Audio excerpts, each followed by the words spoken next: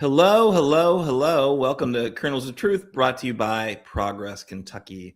Thanks so much for joining us. This week, we're going to do a quick NoKYngs recap, kind of what we know, what we saw from NoKYngs 3, how it played out across our Commonwealth.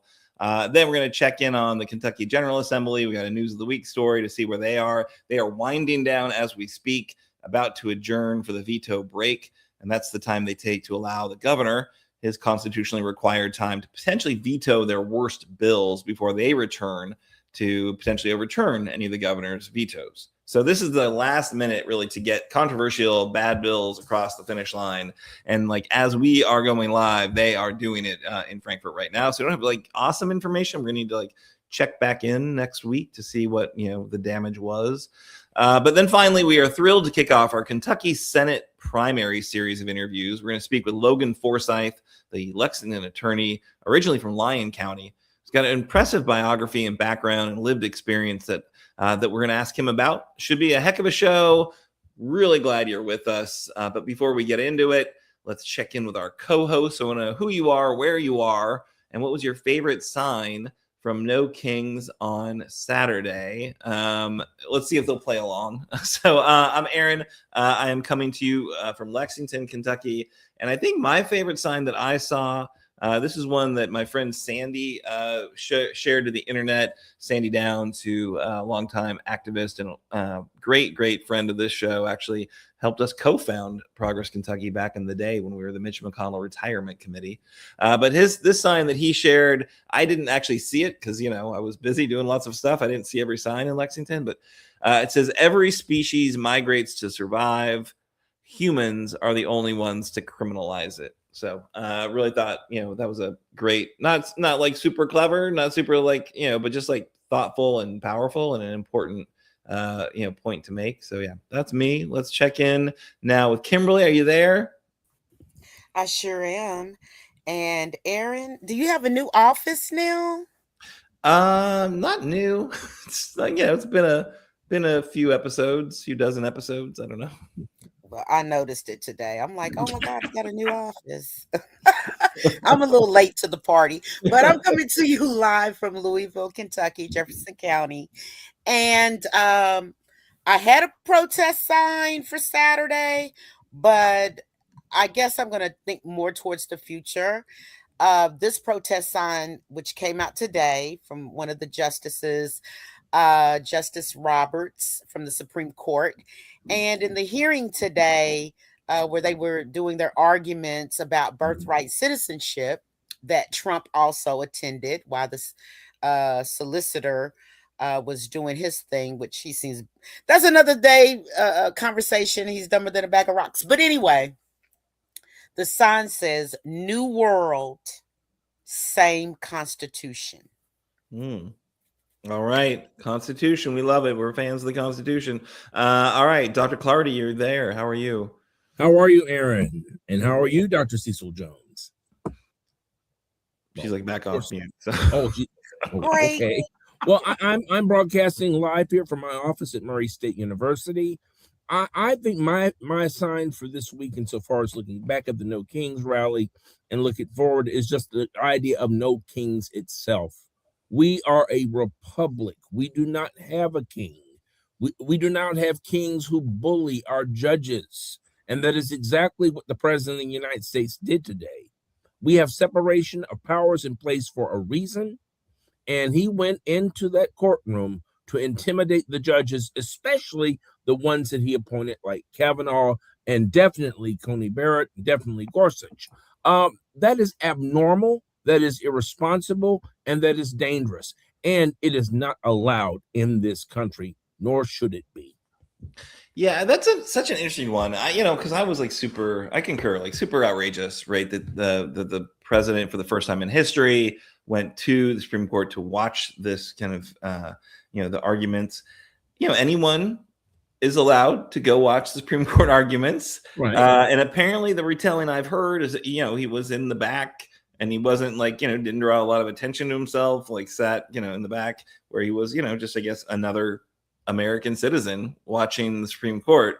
I'm sure he's pissed they didn't get like a front row seat. Right. And I'm sure there's probably going to be some proposal for the Donald King box that he has like his own seat so he can watch and glare at them in the next budget go round. And he'll rant about it tonight on Truth Social at some point. Well, I guess he's going to be on TV tonight. I don't know. Kimberly, you were going to watch that? Kimberly, are you there? Uh-huh. Okay. No. Okay. You know what? I am going to watch it because he has put American credibility at great risk. He has emboldened our adversaries. He has made our allies distrust us. I'm really concerned about the relationship with NATO. Is he going to try to dissolve that relationship? The transatlantic alliance is totally fractured right now. It is his fault. We had better relations with Europe that were repaired during the Obama years, and now here comes Donald Trump. He has torn those to tatters in very short order, and I want to hear him flip flop and give another explanation, yet another explanation, for our war. Yeah, but my daughter said, Mom, time is the most precious thing that you have in your life, is your time. Mm-hmm. She said, why waste 3 hours of it listening to live? And I said, 3 hours? She said, he's going to talk. Why waste your time? Because everything's going to be a lie. Yeah. Yeah. Your daughter is no dummy. Right. Apple in the tree, I suppose. But yeah, she's, and again, what's that? What'd you say? You suppose. I suppose. All right. So let's, what I wanted to do is a bit of a NoKYngs recap. So this was a pretty amazing effort. I was super glad and proud to see what happened across our Commonwealth. Personally, this is NoKYngs 3, although actually Lexington had like another NoKYngs that we did with 5051. It was before they started the coalition organization. So it's, depending on how you count. This was Lexington's 4th NoKYngs. But yeah, 3rd as a big national effort. I thought it was amazing. I hope you made it out to one. In Lexington, we had an estimated 10,000 folks turnout, larger than our 8,000 turnout from October. So we're glad to see folks continue to show up, rejecting this illegal regime change war of choice, and remaining committed to Epstein accountability and anti-ICE murdering U.S. citizens on the streets.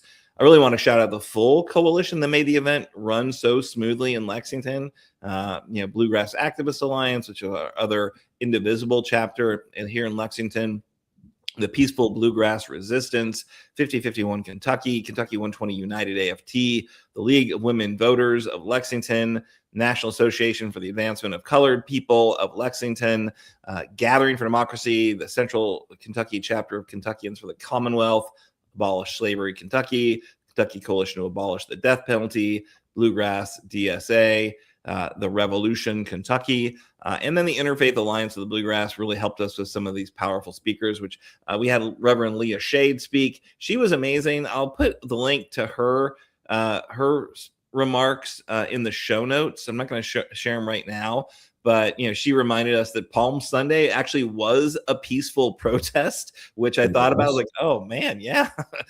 We had Army veteran Whit Whitaker, who held the Trump administration to account for the thoughtless prosecution of his illegal war in Iran.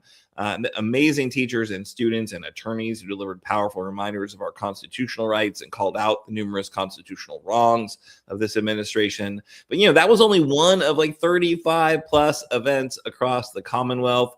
We heard turnouts of, really impressive turnouts all across the state.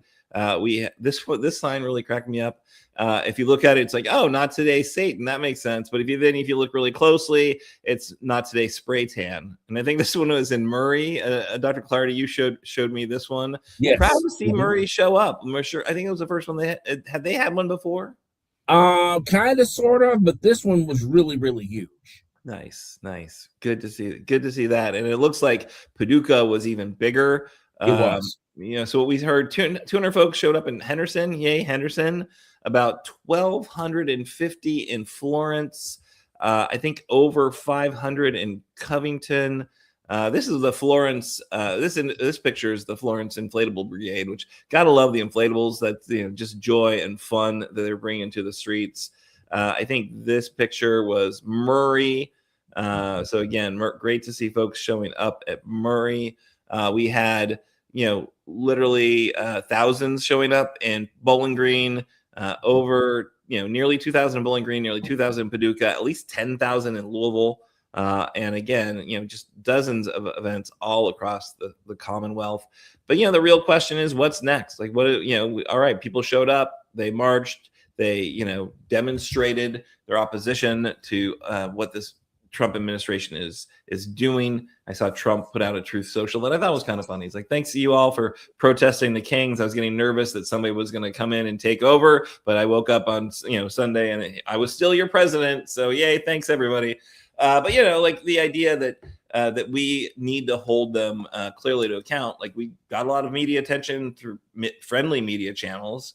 But what's next, right? So I think it is, and we try to do this. We actually had an event in Lexington last night, so invited people, who showed up at our table in Lexington at the NoKYngs, said, hey, we're going to get together and talk about what we can do.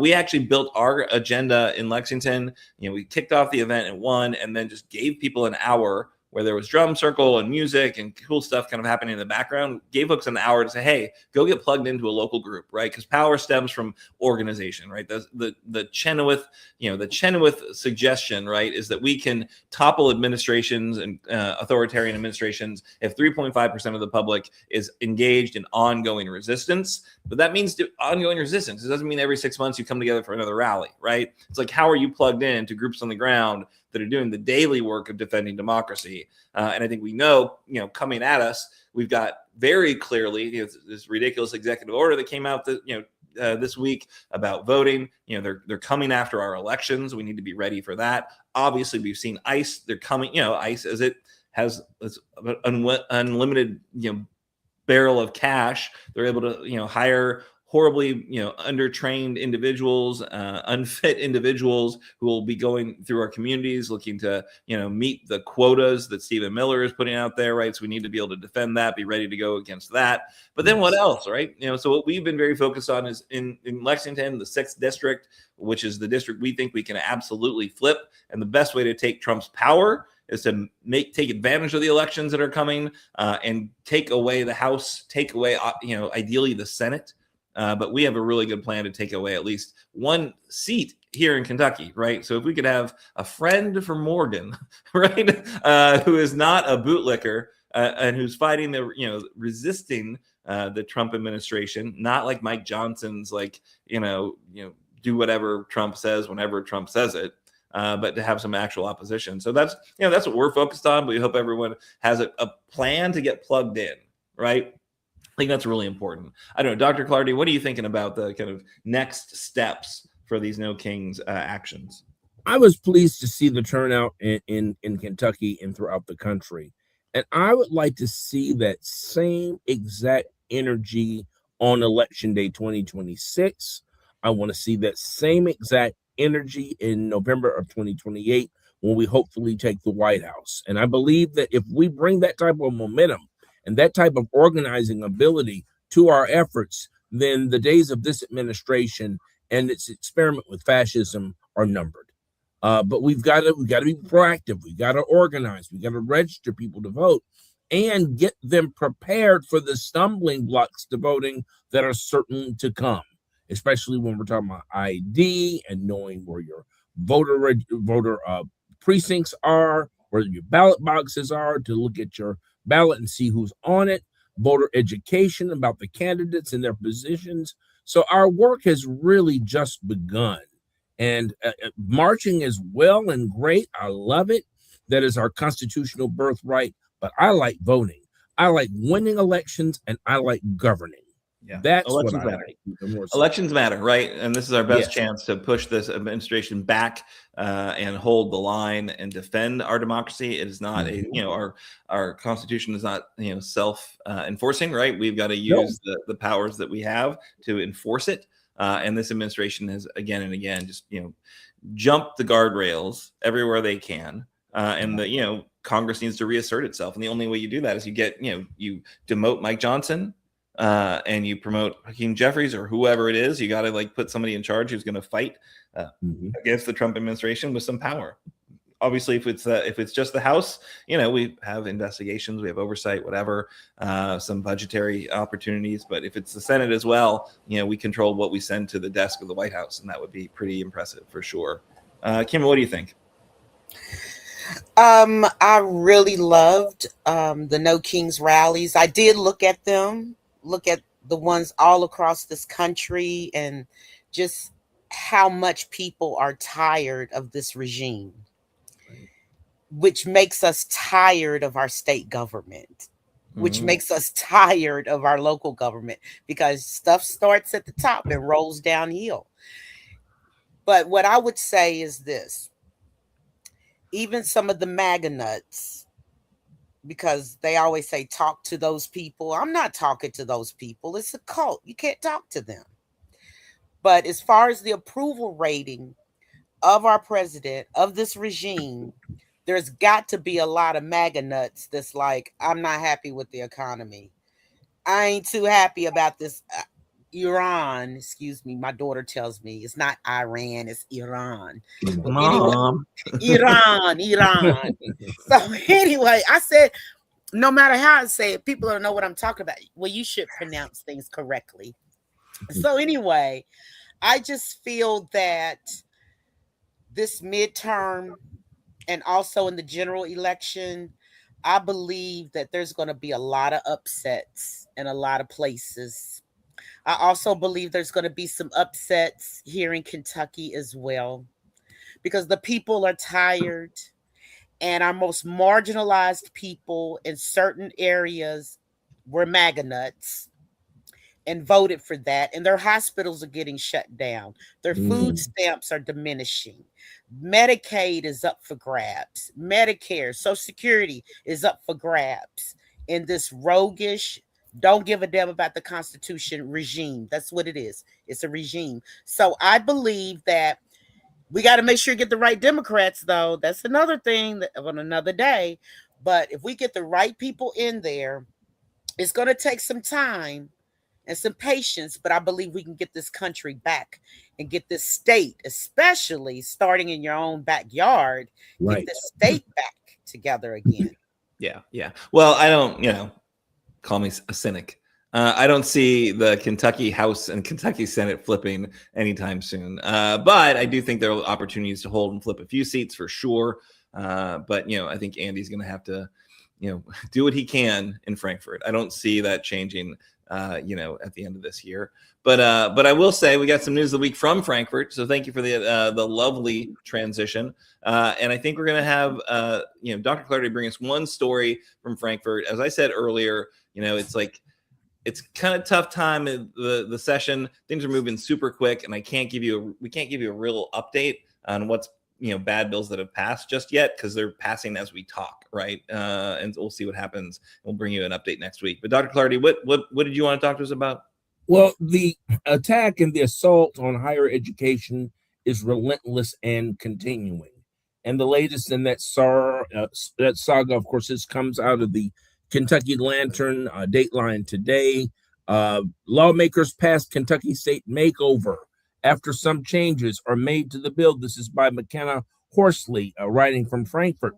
She writes, the Kentucky General Assembly approved a bill Wednesday to transition the state's only Black public, historically Black university into a polytechnic institution after a House Committee member amended the measure to honor the campus's legacy.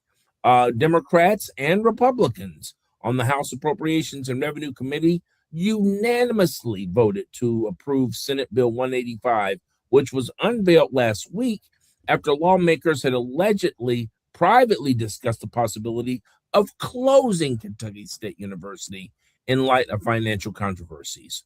And so basically they're taking Kentucky State University, that has done so much good over the many decades, over 100 years. It is a great institution. It has produced a lot of great thinkers and scholars and influencers.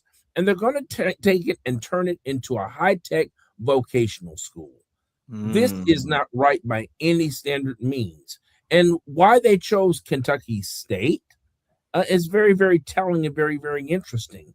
The state has already made attacks on DEI legislation.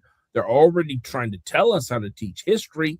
They're already trying to attack academic freedom with post-tenure reviews and allowing faculty to be fired after reductions in force because of spending cuts. And now this. When does the madness stop? When does the anti-intellectualism stop? When does the veiled racism stop?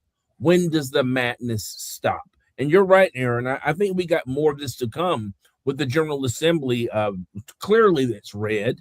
And only thing the governor can do is veto and complain about it. Right. We're facing some very dark days in higher education, and Kentucky State was a warning shot.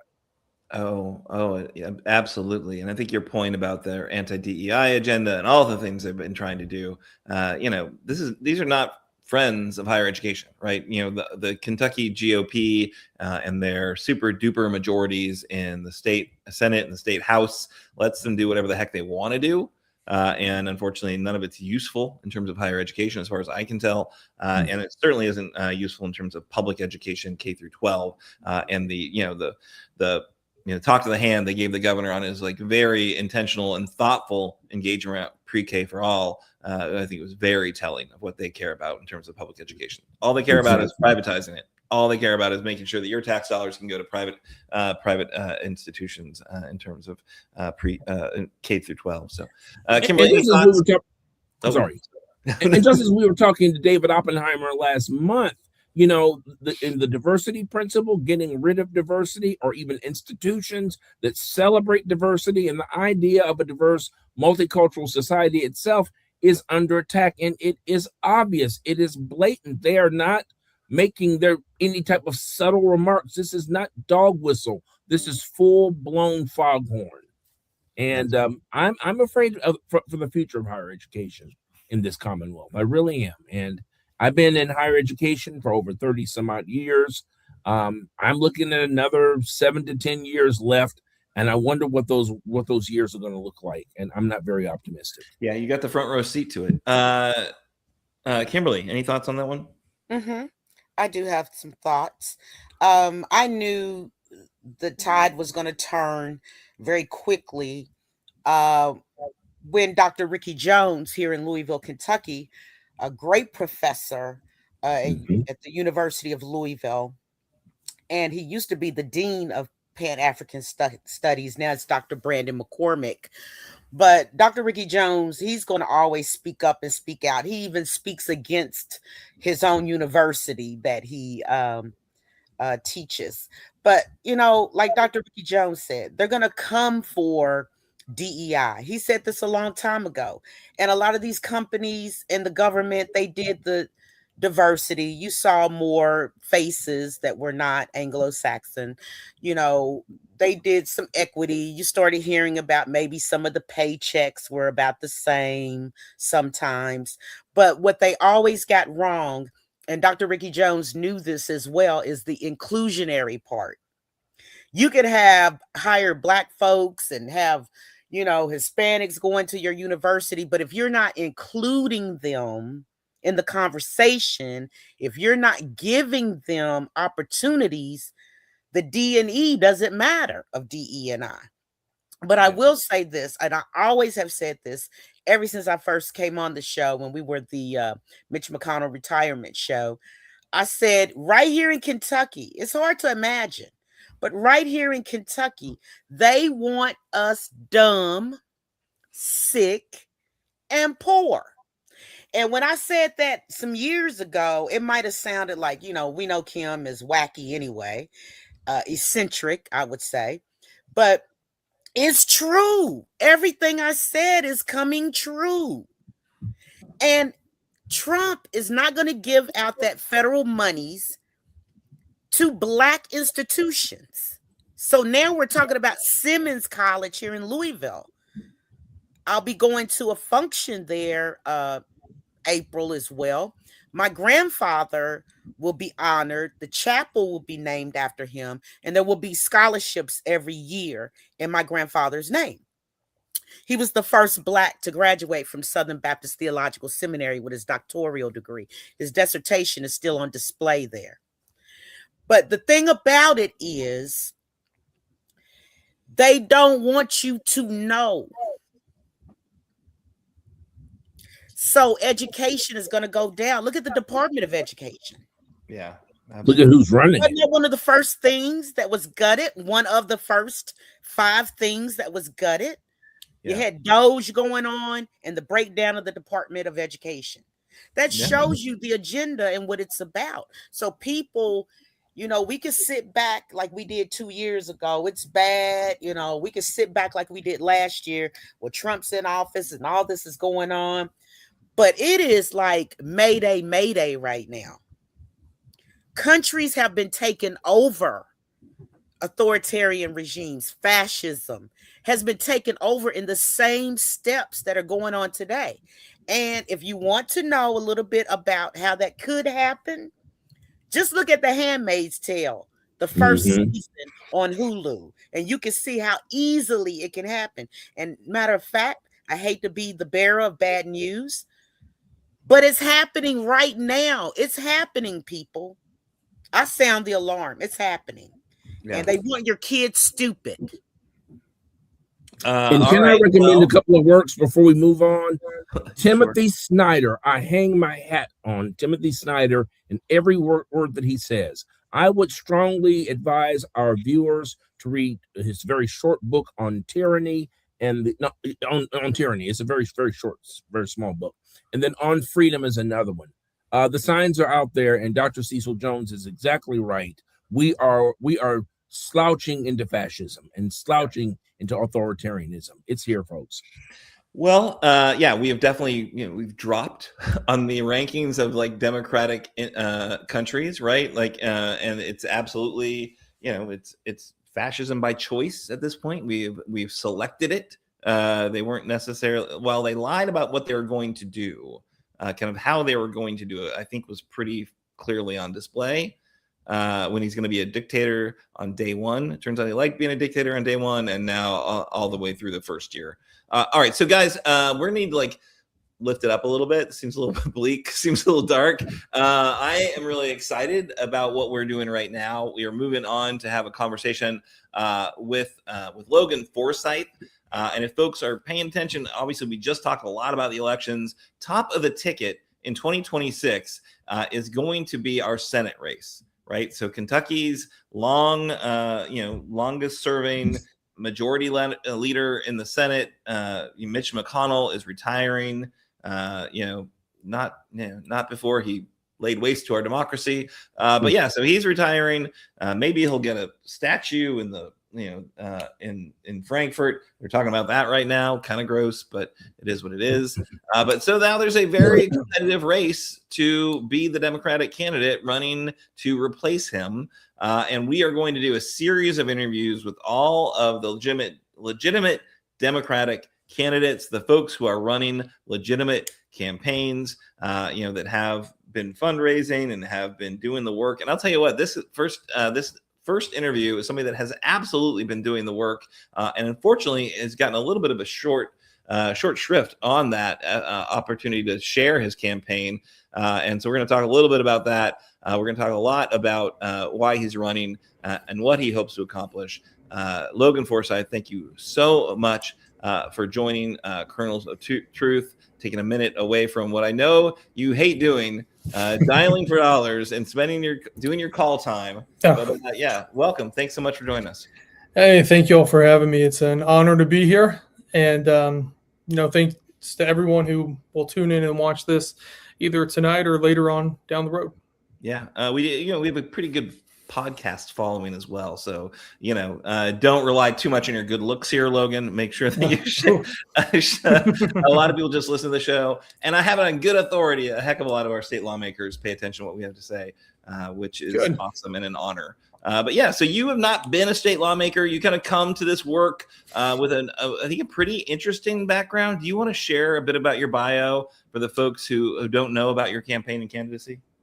Yes, sir. And yeah, you're correct. I've never been a politician. I've never had an elected position. That's why I decided to start small with U.S. Senate. I figured this would be a good starting point.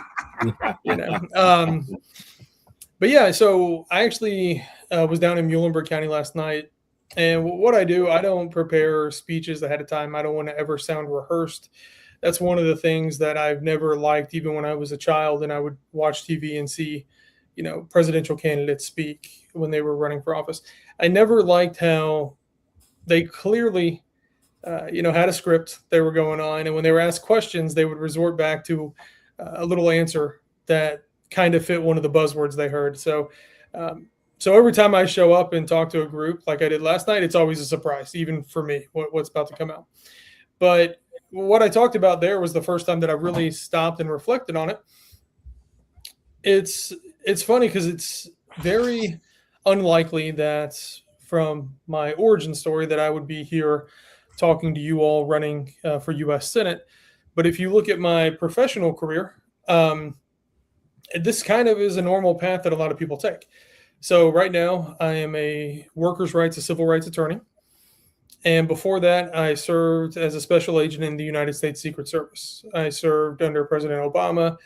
It's apolitical. So I served under Trump's first term, and I ended that career under Biden's term. And that's kind of, a lot of people have some kind of service to country, and especially if they're an attorney, it's like they become, or they go into politics at some point. So that's when people hear that, they're kind of like, okay, this is run of the mill. But it's unlikely, and I'm very fortunate because where I grew up in rural Western Kentucky and Lyon County, it was extreme poverty that I was raised in. So my father left when I was 3. I'm the youngest of 4. My mom, up until that point, was a stay-at-home mom. He had a really good job. And that was, almost 15 years. That was her job, which is a full-time job. Don't get me wrong. But she was just a homemaker, and she raised the family. She didn't have to go out and, put a resume together, put in job applications. That's what he did. Well, he left, and he was not a great person. He didn't pay child support, didn't pay alimony, just left us high and dry. And overnight, my mom had to re-enter the workforce after many years out of it. And all the opportunities for someone who only had a high school degree in rural Western Kentucky, Lyon County, and the neighboring counties, because she drove elsewhere for jobs, they were mainly very intensive, hard labor jobs that paid minimum wage or maybe just slightly better than minimum wage. So she worked 2 full-time jobs always. She usually had a third job. And I mean, what I tell people, and I've tried to actually think about this, I've talked to her because I don't want to like oversell it or anything, but it was always a 100-hour work week for her. And she never had time off. She didn't have those kind of benefits with those jobs. And she worked herself to the bone. She's literally on disability right now because the jobs that she did, the warehouses, the factories, the restaurant jobs, it just broke her down over time. And she had to work so much more than anybody should have to in the richest country on earth. And, despite her efforts, despite her literally, sacrificing her body for her children, it wasn't enough. I was sick. I had a bone condition in my feet when I was born, and that required a lot of, specialized medical care, and her wages were always garnished. We did get on Medicaid, but that was after the fact. And, that's one of the things I would like to change about Medicare and Medicaid is to help people with existing medical debt. Once they get on that program, the government should step in and help them, clean the slate there. So we had a ton of outstanding bills for that. She was working all the time. Utilities were cut off almost every month. We had to pick and choose what bills were paid. Ran out of food most months, even though we were on food stamps. And there were times when the only place that we had to sleep was our van. And I've been telling people I always try to make light of situations or not do the, woe is me kind of story. So I tell everyone, thank God it was a van and not a sedan, because a van's at least a little comfortable. You can lay in it. But it was, despite her doing everything, it was very hard. And unfortunately, we weren't the only family like that when I was growing up. And there's still many people, not only in rural Western Kentucky, but in Eastern Kentucky, Central Kentucky, Southern, Northern. This story is still common in Kentucky. And that's because, I'm running to replace Mitch McConnell. He's been one of my senators my whole life. I'm 37 years old. And he's arguably one of the most powerful senators in our country's history. And look what he did for Kentuckians. Nothing. Our minimum wage is tied for dead last. So therefore, our average wages and the wage tables that our doctors and providers are reimbursed based on for Medicare and Medicaid, it's the lowest in the country. That means all of our hospitals, all of our providers, they get less money for the same services that they provide any of you all or any of us or anybody in Kentucky that uses Medicare and Medicaid. They get paid less just for being in Kentucky than doctors do in Ohio or especially the coastal states. And Mitch McConnell, he's responsible for that. And that party is responsible for that. I tell everyone as I was growing up and as my mom was working, Mitch McConnell had over 24 opportunities to raise the minimum wage. And he didn't just say no. He fought against it. And he would filibuster it. He would do everything in his power to ensure that the state that he represented was worse off that day than they were the day before, because he just completely fought against progress in every sense of the word. And when you have one bad policy, like keeping wages artificially low, that affects everything else, like the Medicare, Medicaid reimbursements. That affects how many rural hospitals now are potentially going to close under that big, beautiful bill of the Republicans. Those wouldn't be closing if our wages were higher and they were getting more under Medicare, Medicaid reimbursements. They wouldn't be at risk of closing. So one bad policy causes a snowball effect, and it literally affects every component of Kentuckians' lives. And I'm not a politician, even though I was in the Secret Service and I was around them all the time. That's actually the reason why I never thought I would be, because I do not like politicians. Both parties, we were there all the time when there's a president, a vice president, or someone that we were protecting. When they were having meetings, a team of us always had to be there. And we didn't participate in the meetings, obviously, but we were the flies on the wall. You could hear it. And more times than not, regardless of political party, these politicians who were elected by people like us, working class people throughout the country, when they were talking about how they were going to vote or, act towards a certain piece of legislation, or how they were going to handle a committee session that was coming up, their number one concern usually, and this is both parties, a lot of people don't like this because I'm very quick to point out that it's not just a one-party problem. Both parties would always focus on, if we do this, how is it going to affect my fundraising? How is this going to affect my chances of re-election? And very rarely was the conversation focused on, if I vote this way or if I do this, how is this going to improve the lives of my constituents, of the people who sent me here? I never heard that. And as someone who knows I'm very lucky, knows that without safety net programs, knows that without student loans, knows that without a whole lot of luck outside of those, that I wouldn't have been able to be there. I wouldn't have been able to go to college. I wouldn't have been able to become an attorney. That broke my heart back then. And it made me completely disillusioned because when I was a kid and you would turn on the TV, you see the president, I would think, oh my goodness, this person is not human, right? They're better than us, obviously. They transcend the normal bounds that we all operate in, and they're just the best of us. And they're not. They're just like us, and that's why we have all the problems that we have, because they're all human. They all make mistakes. Sometimes they campaign and they tell you the mistakes they're going to make, and half our country still votes for them. That's the boat we're in right now. But it really drove the point home at that time. And I was like, I once I'm done with this job, I'll never be around politicians again.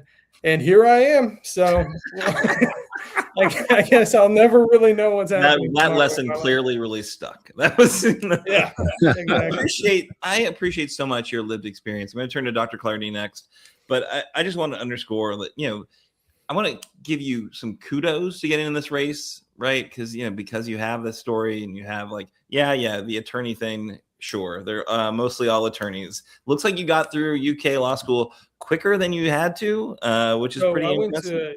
I did UK for my undergrad. I went to Northern Kentucky for law school. Gotcha. Yeah, and it was under 2 years. I got to finish it. They let me accelerate it. It's typically 3 years. I had to take one extra class in a winter intersession, so I can't legitimately claim 1.5 years. There was a little bit more than that, but that's super impressive. That really is, because Northern Kentucky, you just want to get out of it, right? That's clearly there's I love Northern Kentucky. I loved it up there. We lived in Boone County for quite a while, and it was a great area, great school. I love NKU, the professors there, the law school and the undergrad, everyone that I came in contact with, they were really great. They were very supportive. My son was 4 months old when I started law school, and I was going to be a doctor. So I have a biology degree from undergrad. And what I tell people, my wife and I, we got married at 20. I met her the day after I graduated high school. She had 1 week left, because that's how Kentucky schools are. No one's on the same schedule. And we worked as camp counselors for 4-H camps. She was at Lake Cumberland and I was in Dawson Springs at West Kentucky, but we all trained together on this weekend. So I tricked her into falling in love with me, and we got married at the ripe old age of 20. And even though I have a biology degree, I tell everyone I have no idea how she got pregnant. That was a complete shock when that happened. And so I had to transition, because I grew up in extreme poverty. We still weren't doing great. We were both full-time students. And the idea of going to medical school and then an internship and a residency before you make doctor money, I was like, I can't do that. So I shifted. I went to law school last minute, and they let me finish super early. And I was fortunate enough to pass the bar the first time, even though I couldn't pay for bar prep. So I just got very lucky with a lot of stuff. Yeah, luck. It was luck while you passed the bar, for sure. Not at all. So. You're like a wicked smart guy, for sure. All right, Dr. Clardy, you've got a question for Logan. Yes. First of all, Logan, thank you for being with us tonight on our broadcast. You entered this race for the U.S. Senate at a time when the country went to war. And clearly, this war is going to have domestic implications. It already is. My last visit to the gas station was a perfect case in point. My question for you is, how do you envision the environment that we're in now internationally? And what is your vision of the world? How do you envision the world order? Is possible that you could be on one of the important committees like foreign relations or intel, or you could be on any number of those armed services and have a voice there. So what is your vision for this country going forward from this moment? Well, we have to rebuild all of our relationships as we move forward, allies or not. We've made enemies of allies, and we've made worse enemies of existing enemies. And this is not new to this term for Trump. And it's definitely worse now, because when you have a president who engages, in the war of choice, this illegal war, without going to Congress, and obviously doing the coup in Venezuela, now attempting to take over or threatening to take over Greenland and Cuba, he's clearly unhinged and out of control. And that's, the whole world sees this. They're all responding to it. They're all reacting to it. It's not a good look. And people know that now, that no matter how good one president is, we are just one election or 4 years away at any given time to being a completely different country. So there's no real stability. And we thought we had safeguards put up to protect this erratic behavior from going too extreme. But clearly we don't. And we have to do a better job about that. But I want to be clear for me. I traveled all over the world with President Trump in his first term. And I did the same thing, with Obama. Biden didn't travel as much because, there was COVID at the time. And when I moved back to Kentucky in 2020, that was the peak of COVID, and I was mainly doing financial crimes investigations on that point. So I wasn't doing the protection, so I wasn't having to travel. But when Obama was president and we'd go around the world, massive crowds of almost like adoring fans, and the respect that whole family, just garnered everywhere they went, and how they treated other people. It didn't matter if it was the leader of the country or just an average person who wanted to be at the airport and see Air Force One. President Obama would go out and shake hands and take pictures and meet with people and hear their stories and talk to them. That was something so impressive, and it just made me feel good about being an American over there and what our country stood for and how people saw our country and our leaders and how they saw us as the special agents who were there with them. Right. And then there was a drastic change when Trump took office in his first term. So he's worse this term. I hope everyone agrees with that. But he wasn't great. Back then he was more tame because there were more people who were telling him no, and he got rid of all of them by now. But we would go and there'd still be big crowds, but it was because they didn't want him there. It was, they were there protesting him everywhere we went. And that's because as soon as Air Force One would get low enough to where he could connect and send out his tweets, he never missed an opportunity to insult the leaders of the country or the cities that we were going to. And he just, spit forth the vitriol and the hatred as much as he could. And that was a big change from President Obama to President Trump. And now we have an even worse version of President Trump. So I have not been all over the world this term. I have not seen it firsthand, but we all have the internet. We all have the news. We can see what's happening. And America is not viewed like we should be viewed right now. And we have to do everything we can to repair these relationships and build up safeguards so that one, fanatic can never do so much harm, not only to its people, but the whole world, as President Trump has done in not even a year and a half. Will you be watching the speech tonight? Yeah, we'll see what happens. I'm trying to be nice. Kimberly, call some of his stuff a speech. But. Kimberly, you have a question for Logan? I don't know why you all are going to waste your time like that. You can never get those 3 hours. You got call time, Logan. You're supposed to be doing call time. You can't be burning those 3 hours. I know it's going to be nothing but lies, and more lies, and more lies. And I see Brittany. Brittany must be a family member. That's my wife. Okay. Hey, wife. Morals over money, which is true. And she said, lucky. You earned that. So in other words, she's saying, hubby, don't say you were lucky anymore. You earned every last bit of it. I'll be completely honest because she's upstairs and I'm downstairs. So she would have to run down the stairs to stop me. When I wanted to quit college because I wasn't making money and had no one in my family. My siblings and I are the first generation to go to college. And my second oldest sibling, my sister, is the very first one to get a degree. And I didn't talk to her enough about her experience there. I didn't know what to expect. And oh my goodness, going to so many classes, I was like, I'm spending money. I'm not earning money. This is a nightmare. I thought I was digging this hole that I'd never get out of, which is kind of true with student loans. But I wanted to quit. And my wife is so sweet, saying that I earned it.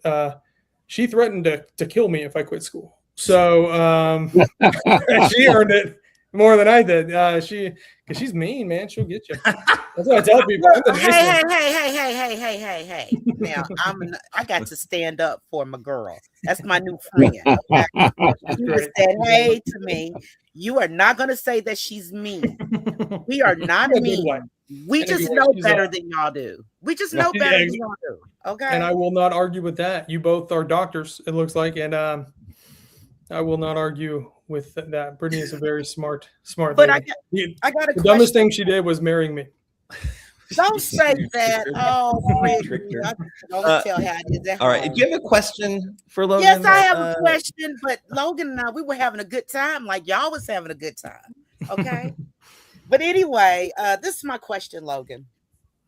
And what's the word Dr. Clardy used? Kudos to you. I shout you out tonight for overcoming all of that adversity, poverty, to be where you are today. Now, as a U.S. Senator, when people are campaigning, we hear so much about veterans. We don't hear as much about them campaigning to our active men and women that are actively in it. Right now, my daughter is actively in Riyadh, Saudi Arabia. She's an intelligence officer. She's there. There's missiles coming just about every other day. And she's been in Afghanistan, but she says this is different. It's disorganized. We don't know what we're fighting for. It's more stressful than any other war that she's been in. Mm-hmm. So as you as a U.S. Senator and campaigning right now, what are your thoughts about that? How are you going to be at least one of the ones that's going to be encouraging our troops over there? Because I'm here to tell you on firsthand knowledge, the morale is so low. It is just about everything that they can do to go to work and do their jobs. Yeah. Well, first and foremost, thanks to your daughter for her service and her sacrifice, and Dr. Kimberly, thank you to you and your whole family, because it's a sacrifice for the whole family when someone serves. And I know that my kids, I have a 14-year-old and a 10-year-old, and I couldn't imagine how you're feeling right now. So I hope that you are and your whole family, I hope y'all are as good as you can be under the circumstances. We just pray. Thank you so much. We just pray a lot. But I've been doing this for 19 years, so so you understand. Yeah. And this is a different war. Again, this is, in my opinion, it's an unlawful war. The president does not have the authority to start a war on their own, like we have seen. This is something our representatives and our senators and all the people in Trump's administration, who obviously they took an oath to that man and not the Constitution, or else they would be doing something. This is a failure for everybody who is not standing up and doing everything they can to not only stop this from progressing even further, but also ensuring that our troops are taken care of, ensuring that they listen to people like your daughter and the other people on the ground, getting them as much aid and assistance as they need right now to make it more bearable than it currently is. It's never going to be perfect, because we have gone about this particular war in a complete wrong way. But if I was senator right now, I wouldn't have waited until the illegal war in Iran. You can count one of a million violations of the law that Trump and his administration has done over this past almost year and a half. Why haven't we tried to impeach these people? We've had our party leaders and even the non-leaders who are over in DC. They've threatened it so many times that, if this administration does one more thing, then we're going to file articles of impeachment, or we're going to start an investigation into these unlawful actions for potential prosecution. And it's just threats, and it's inaction. And I heard you all talking earlier. This kind of goes back to the universities here in Kentucky and what just happened with that vote. There was a unanimous vote, and I understand that our lawmakers are probably saying, changing that university to more of a trade or technical kind of school is better than closing it. But also fight for it before you get there. Fight to stop this war before it keeps going. Fight to remove bad actors who are clearly not holding their position for the right reasons, who are not, worried about the people that they're sending over there. fight to remove these people from the possibility of ever doing this again. And our party has failed for decades to do their job when they are in office. And that's one of the main reasons why I'm running, because we have good candidates. We have people who are very practiced in running for this seat. But we all, for the most part, agree on our platform. We all want very similar things. I just don't see anybody running, or especially when I announced, I didn't see a strong likelihood that someone who would get the seat, if it was just one of us, would actually make the change that we have to have, would be different than what we have. And I'm okay with making everybody upset in DC. I am completely okay with doing that. And I will piss off a whole lot of people if that's what it takes to just do the most basic components of this job. That's awesome. So let's talk a little bit about your race. So you got in fairly early, right? So I think, in terms September of 16th. So you got in, but it wasn't like that early, right? It wasn't like outlandishly early. I think there were some people like, who's going to run for this seat? Like somebody needs to run for this seat. And so I cheered your announcement. Also, just if folks have not seen your kind of bio launch video, they need to watch it. We can put it in the show notes. Really powerful distillation of your story, in the van. But thank you for getting in. I do appreciate that you saw what you saw firsthand in terms of politics and decided to get in anyway. But I do wonder, like, now here we are. I guess for whatever reason, more people thought it was more appealing. And now you're in the spot where you're actually not making it on to debate stages because, and I don't honestly know, it seems like, what's your perspective? I guess there's now another fairly large debate that you're going to be excluded from. Tell us how you're viewing this going down. Yeah. So all of the stations have requirements for candidates to come in. And had I not gotten rid of my whole team very early on in this, I probably would have known that was the thing, and I wouldn't have stopped fundraising when I did. But yeah, I just chose to stop raising money. So we've talked about call time a few times here, and what people, if you're watching this, if you don't know what that is, that's when someone running for office or someone holding office literally just calls everybody, and the whole plan of attack, you build a rapport for 30 seconds to a minute, and then you ask for money. And that's not who I am. Screw that. Like I'll talk to somebody for as long as they'll talk to me. And instead of saying, hey, I need money, I'm like, hey, what can I do for you? What do you want your senator to run on? What is something that's happening, and I was in Muhlenberg County last night. What's something happening in Muhlenberg County that someone like me who lives in Fayette County wouldn't know about, that I need to know about if I'm going to be your senator? And that's what my call time is focused on and has been since I lost the team, since I separated from that.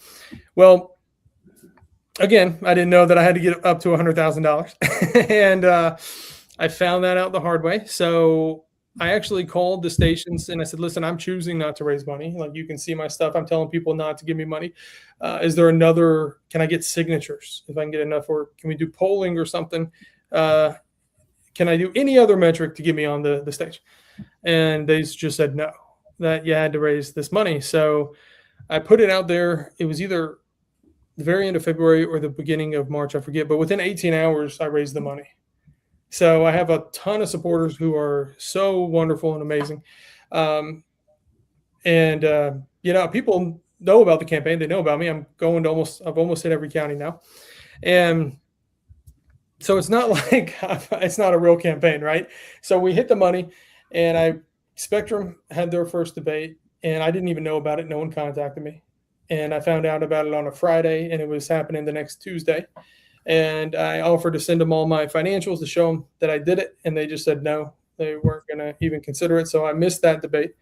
And then we just found out a couple days ago that there's another debate this next week, and it's a partnership between the Courier-Journal and WHAS.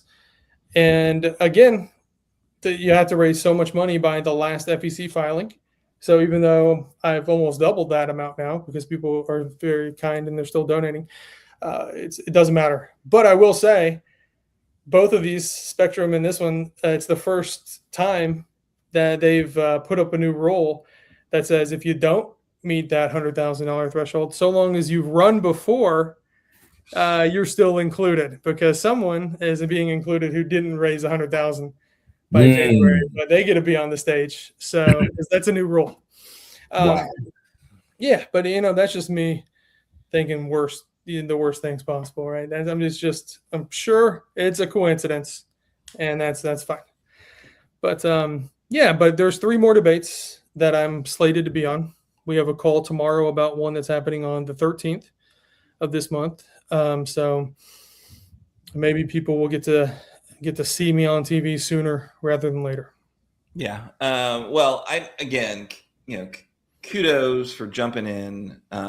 Thank you for your work at the Department of Defense, your work as with the Secret Service, just the perspective that you're bringing to this race, which I think is really important for sure. And just good luck with it. I've seen you a few times just out and about. You're doing the work. You're getting out to the events wherever the folks are gathered, and you do it statewide, which I think is so fantastic and so important. Not just hanging out in Lexington.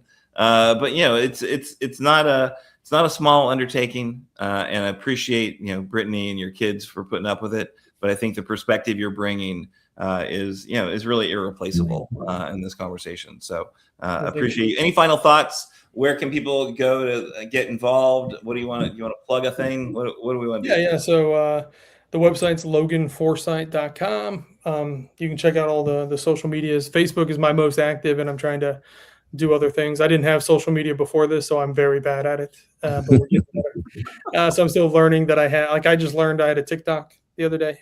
So I'm figuring it all out. But reach out. I tell people sometimes messages, I get so many of them, it's hard to find. But if you reach out and you want to talk to me, I will show up. I will come. I'll meet people one-on-one. I don't make it a political stop and event because I don't want their voice to be out.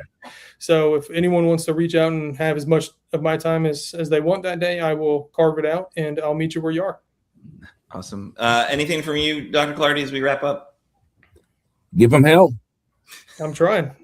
All right. Well, again, just really appreciate it. Good luck on the campaign trail, and we'll watch for you as this race proceeds. We don't have that much longer, right? It feels like forever. But everyone else says they feel like we're losing. We're running out of time. I'm like, man, this is taking a long time to get here. But I guess it's just because I don't like any of the process. But it's for a good cause, and I can't give up. Yeah, May 19th is that primary election. So people can obviously vote ahead of time, the weekends before, and then. But yeah, make sure your voter registration is up to date, people, because you have to make any changes, before the month out. So getting close on that one. All right. Thanks again, Logan. Great to chat. And we'll hope to see you around the campaign trail. Dr. Clardy, great show. Thanks so much for sharing your perspective and sharing the Kentucky Lantern story. Always appreciate our time together. Same here. Do you mind closing us out this evening? I don't have that in front of me. All right. It's going to be Aaron. So, yeah, Kimberly just brodied. I have no idea what I just saw that. Yeah. Quick notice. I hope everything's okay. But yes, somebody took her bandwidth. I don't know where that woman went. But I will say this, whoever's made it to this far in the broadcast, we appreciate you as well. And if you could give us a like, give us a rating on the podcast platform you're listening to. That stuff matters. That stuff helps out for sure. We're not, the algorithm, it's a fickle beast, but likes and shares help us defeat the billionaires who are trying to keep this information out of your streams. But Progress Kentucky is a nonprofit organization. We are registered with the Kentucky Secretary of State. We are organized as a 501c4. We're affiliated with the Indivisible Project and Common Ground Kentucky Action. And we are also proud members of the Forward Kentucky Network. Thank you, Bruce Maples, for all that you do. We're going to be back next week. We'll see if we land another of the Kentucky Democratic Senate candidates. We're reaching out to campaigns right now. But we will have somebody with us. We're going to have our usual updates on Kentucky political news with our own progressive views. Production of episode 253. That's this one by our best count. It was kind of by me. I did the best I could. Nate well done. Thank you, Dr. Clardy. Appreciate that. Nate Orshan wrote and performed our theme song. You can find more information and music at natosongs.com. I warn you, there will be 0 songs about the North Atlantic Treaty Organization. That's just his nickname. If you miss our weekly live stream on Facebook or YouTube, our audio podcasts and our show notes are available on Apple, Spotify, wherever you get your podcasts. If you do listen to this pod, please leave us a 5-star review wherever you're listening right now. Thank you so much for joining us here on Kernels of Truth, and hope to see you next week.